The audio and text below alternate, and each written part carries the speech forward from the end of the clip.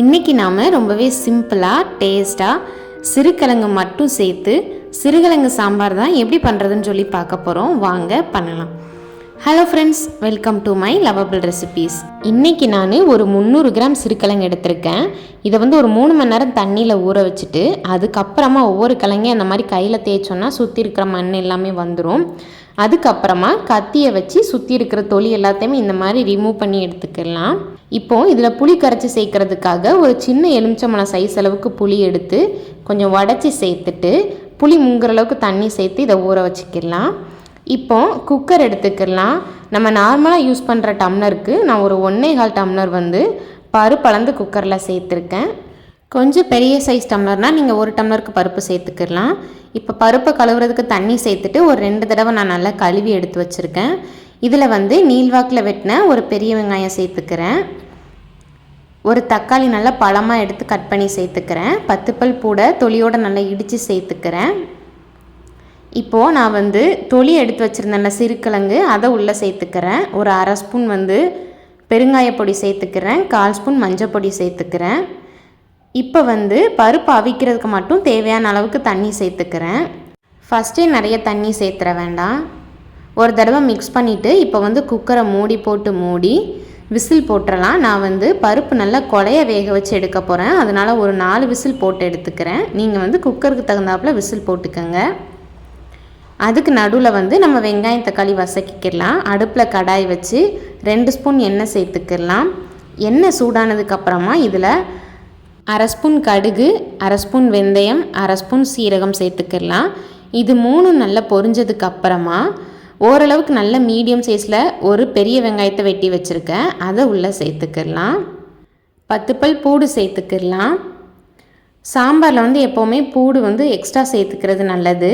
காஞ்ச வத்தல் ஒரு 2 வத்தல் கிள்ளி சேர்த்துக்கிறேன். ஒரு கொத்து கருவேப்பிலை சேர்த்துக்கிறேன். சேர்த்துட்டு இது எல்லாத்தையும் நல்லா வதக்கிக்கிறேன்.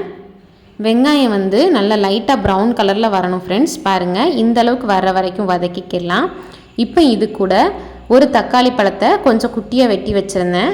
அதையும் உள்ளே சேர்த்து நல்லா வதக்கிக்கலாம். தக்காளி நல்லா பழமாக இருக்கிற மாதிரி பார்த்துக்கோங்க ஃப்ரெண்ட்ஸ். பாருங்கள், வெங்காயமும் தக்காளியும் நல்லா குலைவாக மசிஞ்சு வெந்துருச்சு. இப்போ இந்த ஸ்டேஜில் நான் புளியை ஊற வச்சுருந்தேன்ல அதை கரைச்சிட்டு அந்த புளி தண்ணியை உள்ளே சேர்த்துக்கிறேன். சேர்த்துட்டு ஒரு தடவை கலந்துக்கிறேன். இப்போ இந்த புளி தண்ணி நல்லா கொதித்து அதோட பச்சை வாடை போகணும் ஃப்ரெண்ட்ஸ். அடுப்பை ஹை ஃப்ளேமுக்கு மாற்றிக்கலாம். பாருங்கள், நல்லா பச்சை வாடை போய் கொதிக்குது. இது ஒரு ஓரமாக இருக்கட்டும். எனக்கு இதுக்கு நடுவுலையே குக்கர் விசில் வந்துருச்சு. ப்ரெஷர் எல்லாமே போனதுக்கப்புறமா நான் ஓப்பன் பண்ணிட்டேன். பாருங்கள், இப்போது எனக்கு பருப்பு வெந்துருச்சு ஃப்ரெண்ட்ஸ். ஆனால் கொஞ்சம் 1-2மா இருக்குது. அதனால கரண்டியோட பின் பக்கத்தை வச்சு இந்த மாதிரி நல்லா கலந்து கொடுத்துக்கிறேன். இப்படி பண்ணும்போது பருப்பு நல்லா குழஞ்சிரும். பாருங்கள், இப்போ 1-2மா தெரியலை. இந்தளவுக்கு நம்ம மிக்ஸ் பண்ணிக்கலாம். இப்போ இது கூட நம்ம வதக்கின வெங்காயம் தக்காளியை உள்ளே சேர்த்துக்கலாம். அந்த பாத்திரத்தை அலசிட்டு ஒரு 1/2 டம்ளர் தண்ணியும் உள்ளே சேர்த்து நல்லா கலந்து கொடுத்துக்கிறேன் ஃப்ரெண்ட்ஸ். ஒரு தடவை நல்லா மிக்ஸ் பண்ணதுக்கு அப்புறமா நமக்கு சாம்பார் எந்த அளவுக்கு தேவையோ அந்த அளவுக்கு தண்ணியும் சேர்த்துக்கிறேன். இப்போ நான் குழம்புக்கு தேவையான அளவுக்கு உப்பு சேர்த்துக்கிறேன். ஒரு தடவை நல்லா மிக்ஸ் பண்ணிவிட்டு அடுப்பை ஹை ஃப்ளேமுக்கு மாற்றிட்டு நல்லா கொதிக்க வச்சுக்கிறேன் ஃப்ரெண்ட்ஸ். பாருங்கள், நல்லா கொதிக்குது. இப்போ நான் ஒரு 2 ஸ்பூன் சாம்பார் பொடி சேர்த்துக்கிறேன். சேர்த்துட்டு நல்லா கலந்து கொடுத்துக்கிறேன்.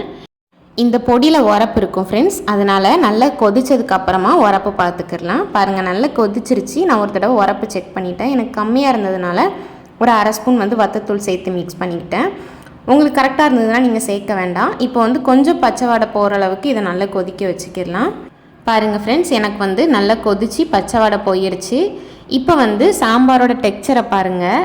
இந்த ஸ்டேஜில் ஸ்டவ்வை ஆஃப் பண்ணிடலாம். இதுக்கு மேலே இருந்ததுன்னா ரொம்ப கெட்டியாயிரும்.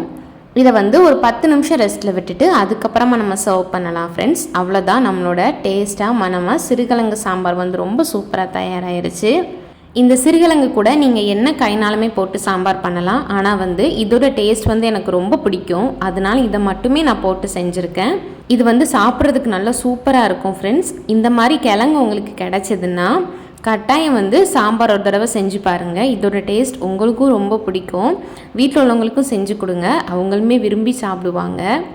இந்த சாம்பாரை வந்து நம்ம எல்லா டிஃபன் ஐட்டத்து கூடவும் சாதத்து கூடவும் சேர்த்து சாப்பிட்லாம். டேஸ்ட் வந்து அவ்வளோ பிரமாதமாக இருக்கும். இந்த ரெசிபி பிடிச்சிருந்தா ட்ரை பண்ணிவிட்டு ஃபீட்பேக் ஷேர் பண்ணுங்கள். இந்த வீடியோ பிடிச்சிருந்தா லைக் பண்ணுங்கள். இந்த லிங்க் உங்கள் ஃப்ரெண்ட்ஸ்க்கு ஷேர் பண்ணுங்கள்.